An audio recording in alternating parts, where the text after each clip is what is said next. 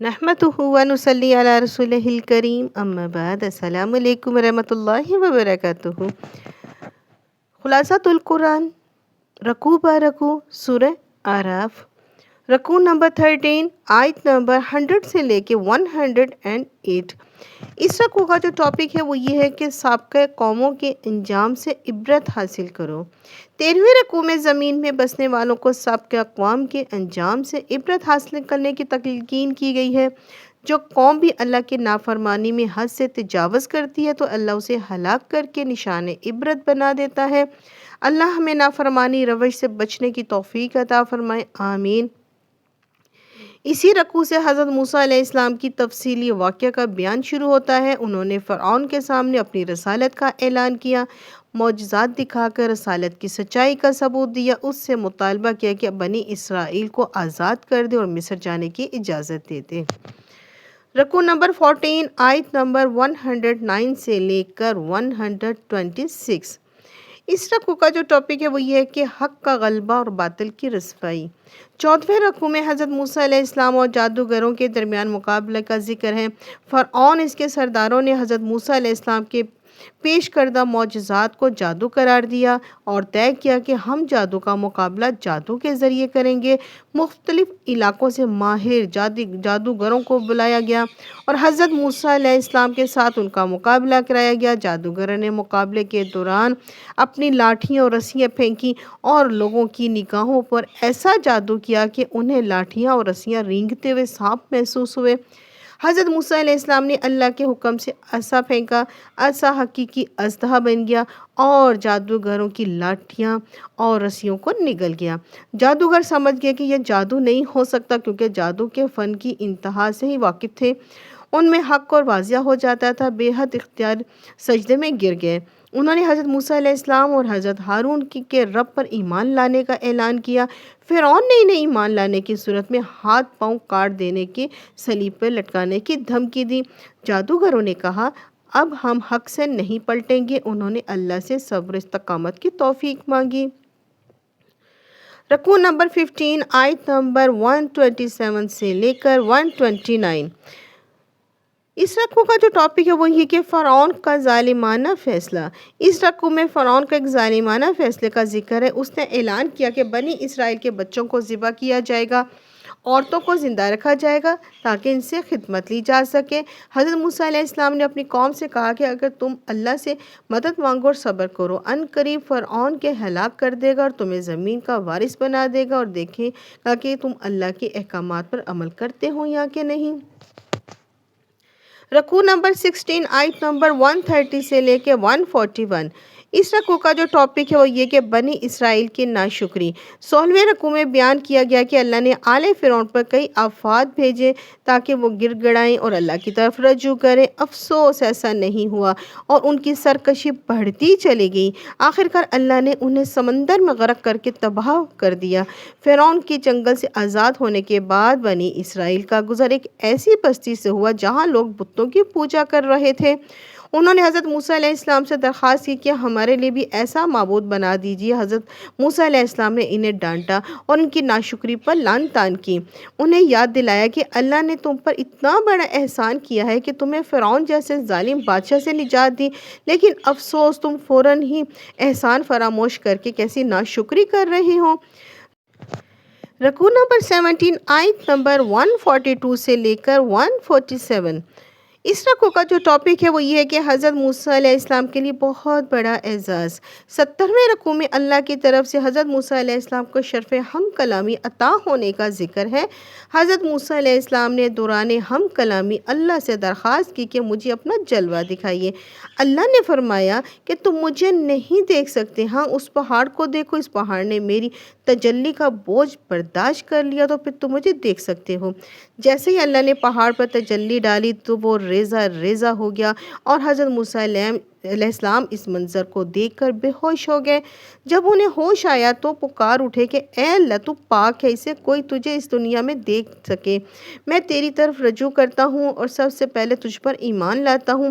اللہ نے انہیں تحریری صورت میں تورات عطا فرمائی اور حکم دیا کہ اس کی تعلیمات پہ عمل کرے، اپنی قوم بھی ان تعلیمات پر عمل کی تلقین کرے۔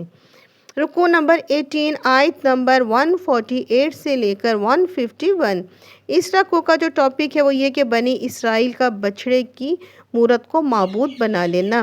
18ویں رکوع میں بتایا گیا ہے کہ جب حضرت موسیٰ علیہ السلام کو کوہ طور پر اللہ سے ہم کلام ہونے کے لیے گئے تو ان کی غیر موجودگی میں قوم کی بڑی تعداد نے بچھڑے کی ایک مورت کو معبود بنا کر اس کی پوجا شروع کر دی، حالانکہ وہ مورت نہ ان کی پکار سن سکتی تھی، نہ ان کا کوئی جواب دے سکتی تھی، نہ ہی وہ انہیں نفع یا نقصان پہنچا سکتی تھی۔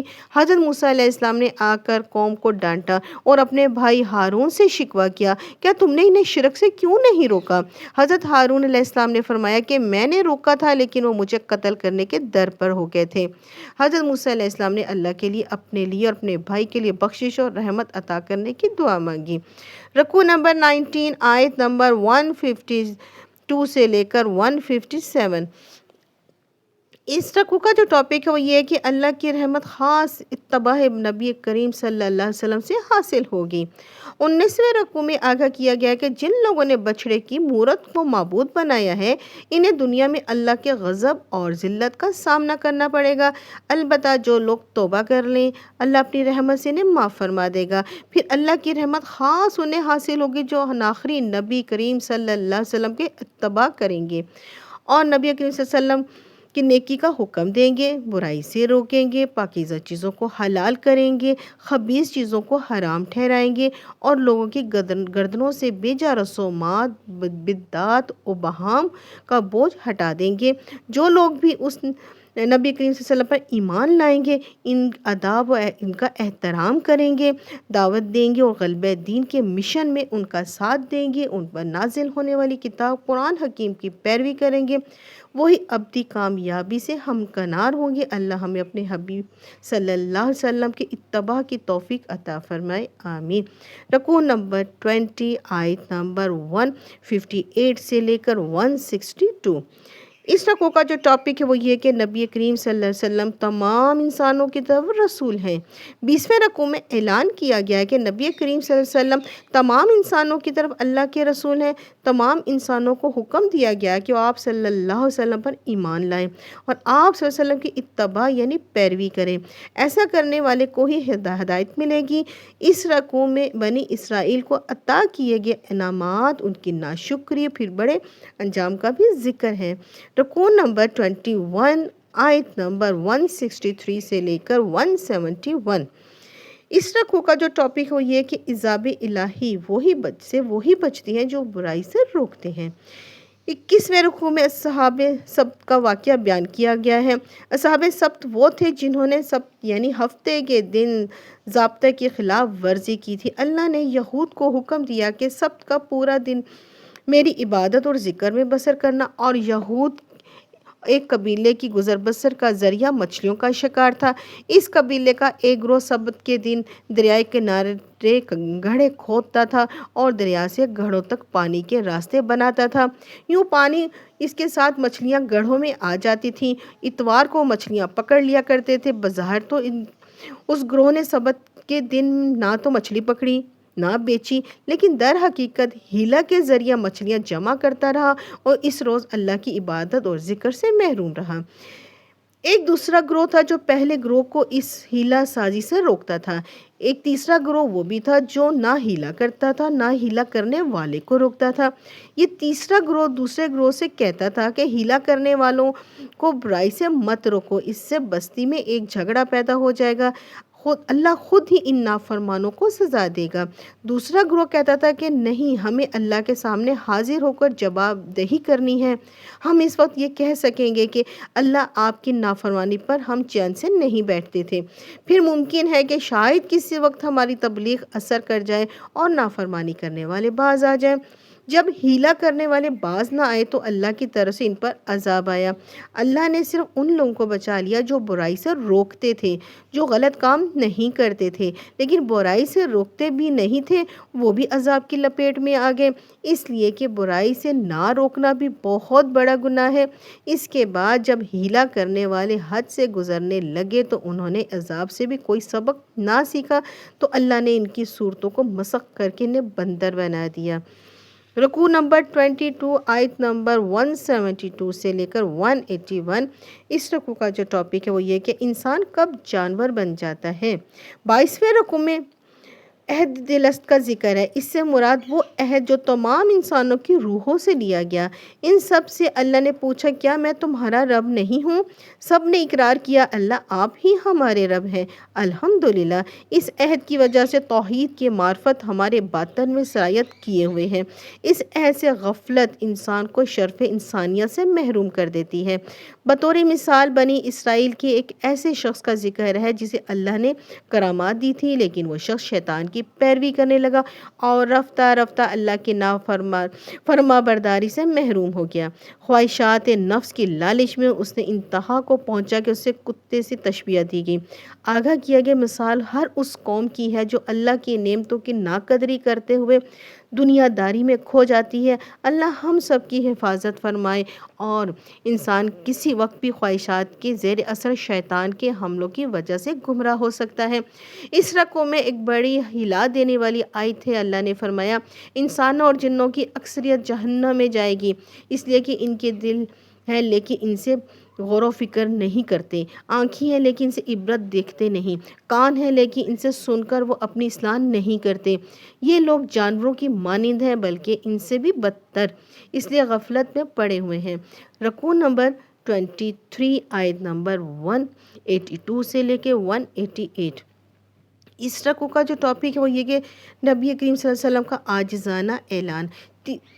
23ویں رکوع میں اللہ نے نبی کریم صلی اللہ علیہ وسلم کو تلقین کی یہ عاجزانہ اعلان کر دے کہ مجھے نہیں معلوم کہ قیامت کب آئے گی، مجھے تو اپنے بارے میں بھی کسی نفع نقصان کا علم نہیں، کل غیب کا علم تو صرف اللہ ہی جانتا ہے۔ اگر مجھے غیب کی باتیں پتہ ہوتی تو میں بہت سارے خیر سمیٹ لیتا اور مجھے کوئی شر نہ ہوتا۔ میں تو نیکیوں پر بشارت دینے والا ہوں اور برائیوں پر عذاب سے خبردار کرنے والا ہوں۔ رکوع نمبر 24 آیت نمبر 189 سے 206۔ اس رکوع کا جو ٹاپک ہے وہ یہ کہ اللہ کی طرف سے اہم ہدایات۔ 24ویں رکوع میں آگاہ کیا گیا ہے کہ جن معبودوں کو اللہ کے سوا پکارا جاتا ہے وہ تمہاری طرح کی لاچار مخلوق ہے، وہ کسی کی کیا مدد کریں گی بلکہ اپنی مدد بھی نہیں کر سکتی۔ نبی کریم صلی اللہ علیہ وسلم کو تلقین کی گئی کہ آپ صلی اللہ علیہ وسلم کی مشرکین کی باتوں پر صبر کیجئے، ان کی برائی کا جواب اچھائی سے دیجئے۔ رکوع کے آخر میں حکم دیا کہ جب بھی قرآن سنانے کے لیے پڑھا جائے تو اسے بہت غور سے سنو، اللہ کا ذکر کرتے رہو اور ہرگز اللہ کی یاد سے غافل نہ ہو۔ آداب ذکر کا یہ ہے کہ ذکر کیا جائے تو جی میں یعنی بغیر آواز کو بلند کرتے ہوئے، گڑ گڑاتے ہوئے یعنی پوری رکت کے ساتھ کیا جائے۔ یہاں ہماری سورہ الاعراف کمپلیٹ ہوتی ہے۔ ملیں گے نئی سورہ کے ساتھ، جب تک کے لیے اللہ حافظ۔